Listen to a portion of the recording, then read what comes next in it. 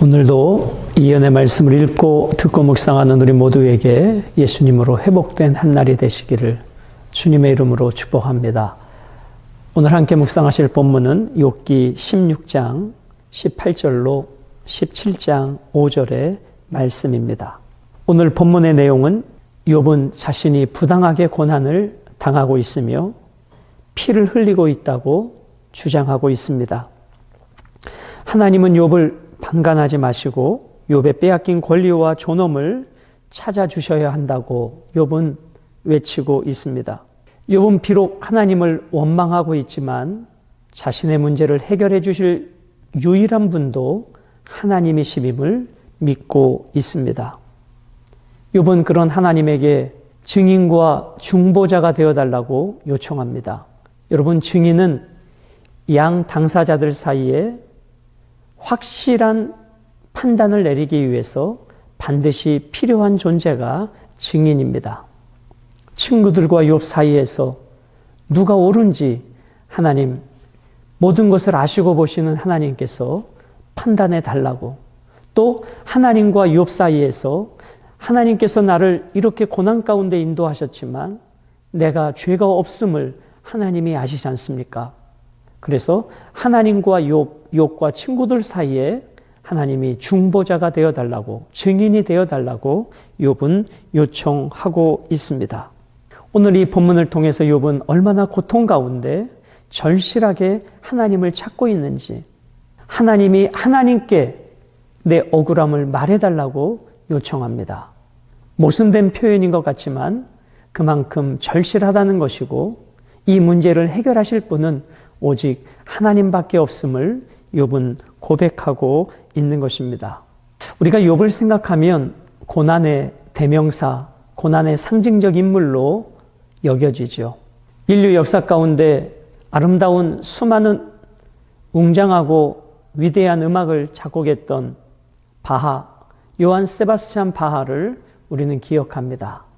음악의 아버지라고 불리죠. 핸델은, 메시아를 작곡한 핸델은 음악의 어머니라고 불리며 바하는 음악의 아버지라 불립니다. 바하는 핸델보다 2주 늦게 태어납니다. 그가 10살 때 그의 부모님이 세상을 떠납니다.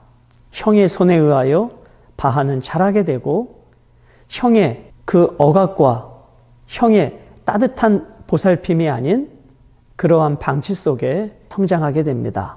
바하는 마리아라고 하는 여인과 결혼하여 7명의 자녀를 낳습니다. 바하가 어느 날 음악 연주회를 하고 돌아오는데 그의 아내는 이미 죽었고 장례까지 치러진 상황입니다.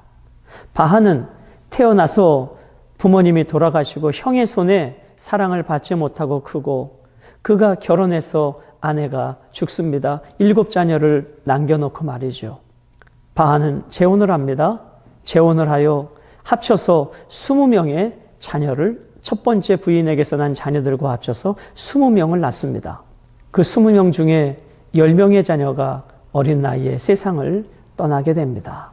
이 시간 우리가 이 음악의 아버지 바하의 삶을 다 나눌 수는 없지만 그 고난의 연속 가운데 마태 순환곡이라고 하는 정말 아름답고 위대한 그 곡이 탄생하게 됩니다.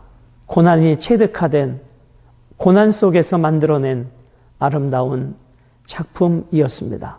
우리가 아름다운 작품을 만들어내기 위해서 굳이 고난을 당할 필요는 없습니다. 그러나 내가 선택한 고난은 아니지만 어느 날 내게 고난이 찾아올 때 그 고난을 잘 견디고 인내하면 그 고난 속에서 아름다운 삶의 결정체들이 만들어집니다. 오늘 본문은 이 욥은 여전히 고난의 한복판을 지나고 있습니다.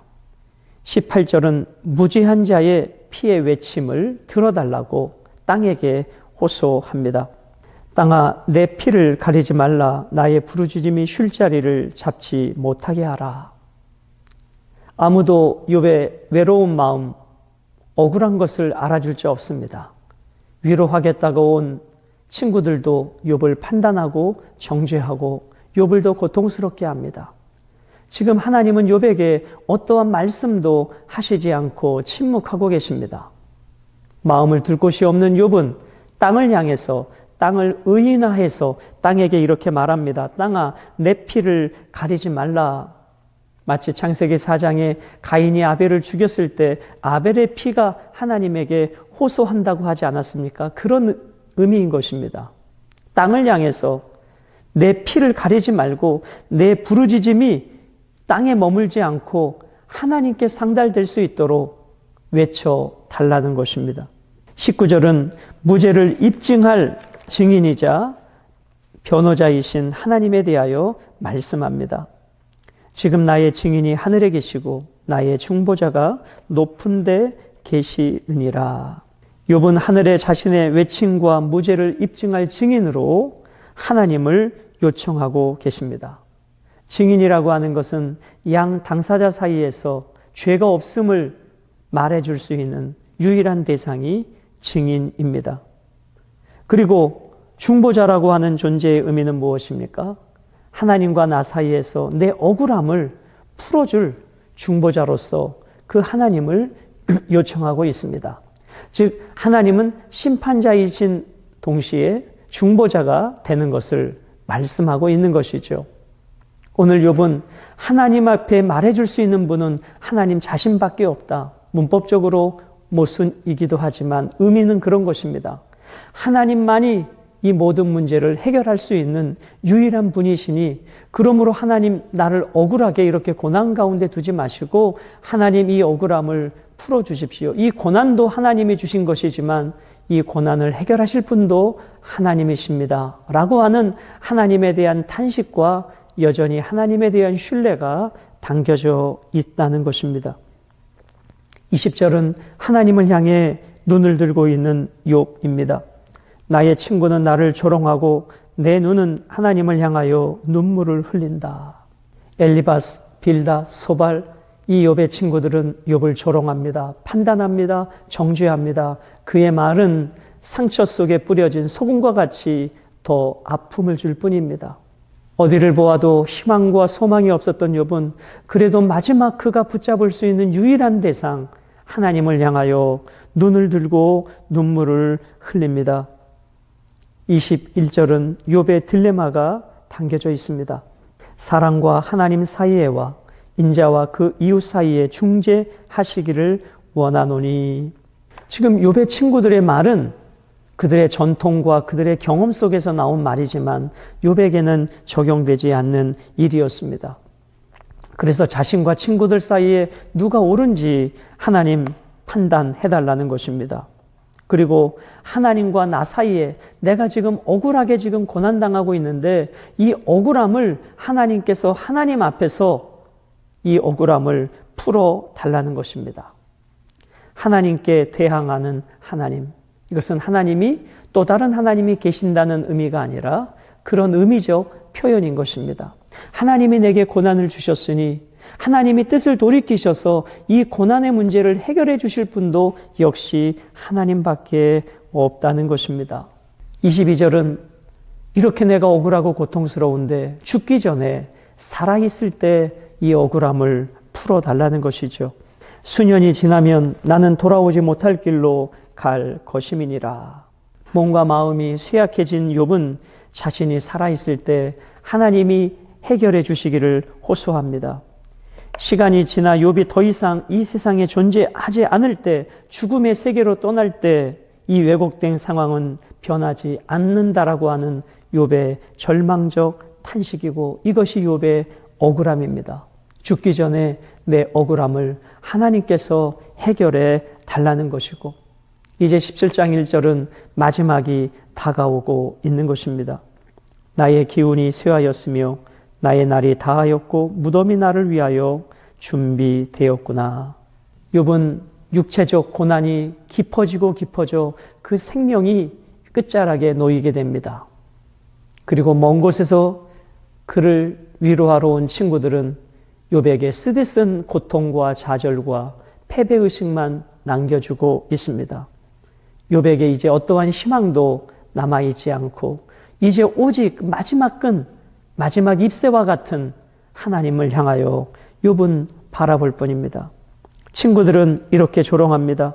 나를 조롱하는 자들이 나와 함께 있으므로 내 눈이 그들의 충동함을 항상 보는구나.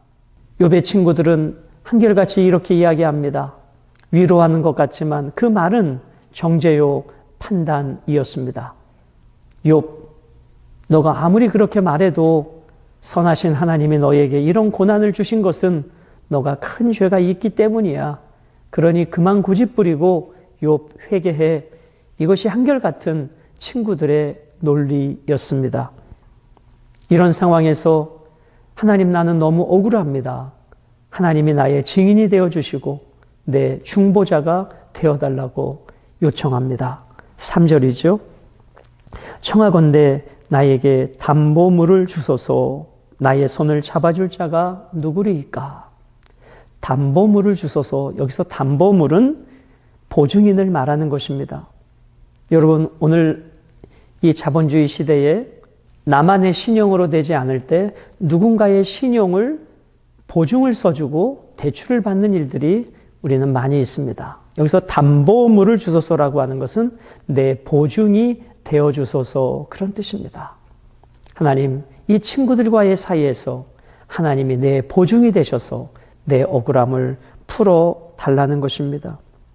그리고 하나님만이 나의 중보자가 되어 달라는 것이죠. 나의 손을 잡아줄 자가 누구리이까?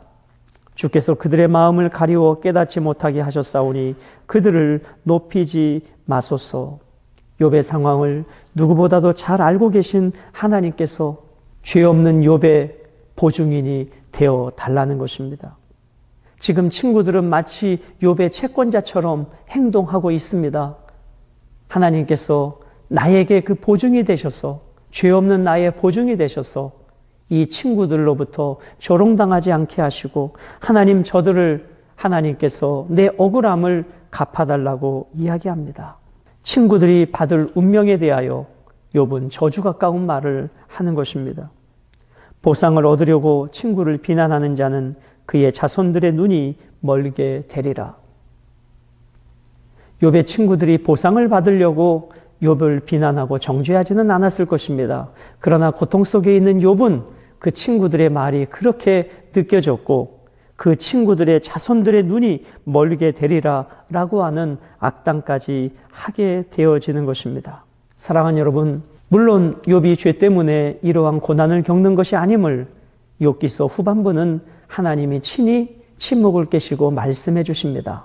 그러나 욥이 계속해서 항변하고 있는, 나는 의인인데 왜 이런 죄가, 고통이 있는가라고 하는 물음 앞에 하나님은 이렇게 말씀하십니다. 욥, 너가 의로워서 의롭게 된 것이 아니라 내가 너를 의롭게 해서 의롭게 된 것이지, 너의 의는 너에게서 나오는 것이 아니라 너를 덮어주는 하나님, 즉 예수 그리스도의 보혈에서 의가 나오는 것임을 욥기는 결론으로 말씀하고 있습니다.